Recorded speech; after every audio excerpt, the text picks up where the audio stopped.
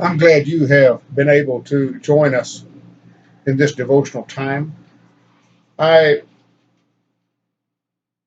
often have thoughts that come to me sometimes at the oddest times. The other morning, as I was waking up, I began to think about some of the things that I say. I've been known to open my mouth and say things that for days I would look back on and wish I had not said them, and wondering how one might fix those things. And as I began to think about that, I thought, wouldn't it be nice if you just had a box? I began to think about the Etch a Sketch. How you could just take that, you draw all over that box and do anything on it you wanted to, and then take and turn it over and shake it. And when you turned it all back over, it was all gone. Wouldn't it be nice if we could do that with our speech, the things we say?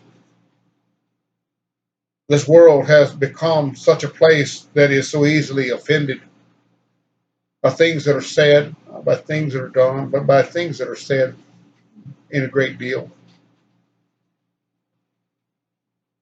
But what's worse than that is that we have become a people in this world who think that we ought to be able to say anything we want to say, offensive or not. Wouldn't it be nice if we could just take that box of words that were spoken, shake them good, and turn the screen over and they'd be gone? And yet they're not. They're there. They're there from now on. So many things that we put on computer and the media, they're forever there. And they can come back and haunt us. They can destroy our lives. They can destroy the lives of others. In James, the third chapter, there's a little bit about this, and he's speaking a lot about teaching and teaching the Word of God, but also by the way one lives their life and the effect they have on others that can be destroyed by something that I might say or by certain usages that I might speak. In the third chapter of James, it says, now many of you should become teachers, my brothers, for you know that we who teach will be judged by greater strictness, for we all stumble in many ways. And if anyone does not stumble in what he says, he is a perfect man, able to bridle his whole body. And if we put the bits into the mouth of the horse so that they obey us, we guide their whole bodies as well. Look at the ships also, though they are large and are driven by strong winds. They are guided by a very small rudder wherever the wheel of the pilot directs. So also the tongue is a small member, yet it boasts of great things. How great a forest is set afire or set ablaze by such a small fire, and the tongue is a fire, a world of unrighteousness.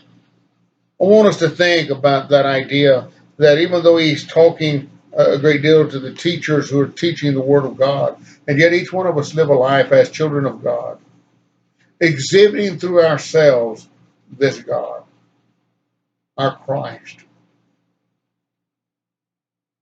And when we speak without thinking, when we say things that are so out of character for a Christian, we develop a situation where people are looking at us and looking at us as an example, seeking to follow some of the things that we do and say, and then they hear something else that we've said.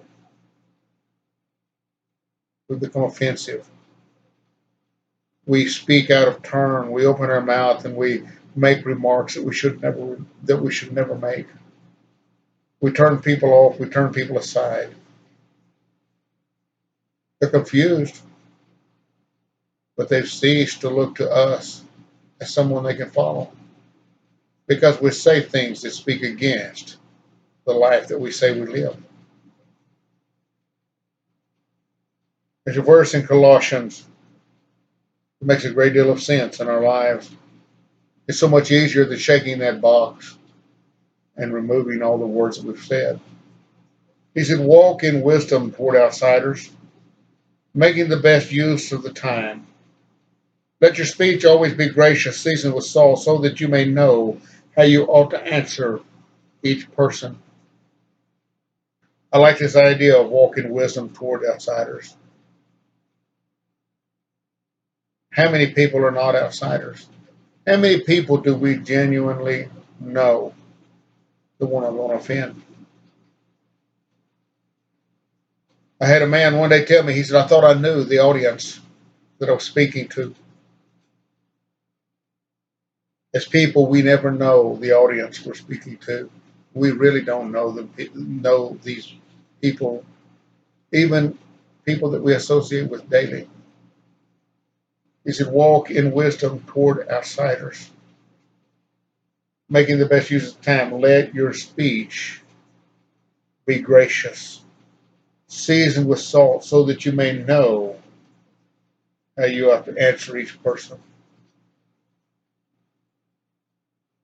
You know, as we speak, as we say something, we should use caution, and we should look at ourselves and say, am I saying something that would represent my Christ as it should?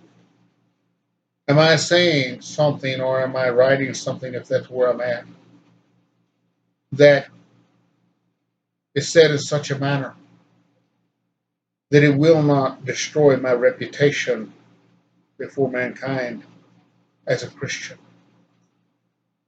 Am I speaking to others so that they might feel as though I care about them, seeking the best for them? And so often we make little jokes, and we say things, and we do things, and even to our closest friend, they can become offensive. We live in that kind of world, for one. But number two, we live in that world where we believe that what I say has great importance. We need to take a step back and look at ourselves and see that if I'm one that's living for God, then my importance is of no importance. It's about God. So as you go about your weekend this weekend, each of us, even those who may not be Christians, who are hearing this, think about what you're saying, walk with wisdom, think about what you're going to say.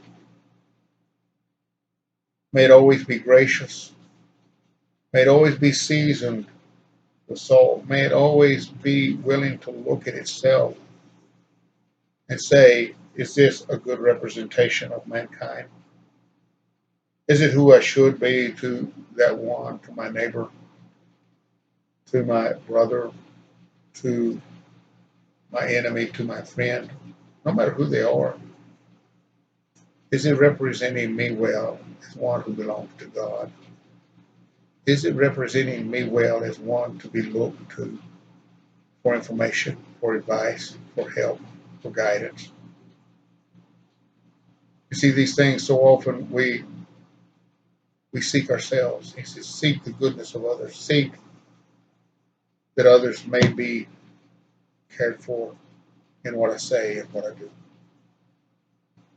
I hope that you will approach this weekend, that you will look at others, that you will speak to them in kindness, that you will speak to them as if you cared for them just as you care for yourself,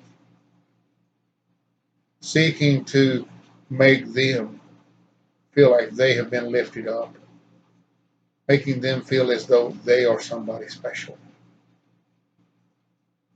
I hope that you have a blessed weekend. I hope that if you have the chance that you would uh, be willing to stop by at Dora, New Mexico at the Church of Christ on Sunday morning at 10 o'clock. We have services about an hour long, and time to come and meet with us. It doesn't matter who you are, you're so very welcome here in this congregation. I hope that you enjoy the time that you have today, tomorrow, the next day, and I hope that you will be with us the next time we decide to put a devotional on. Thank you so much.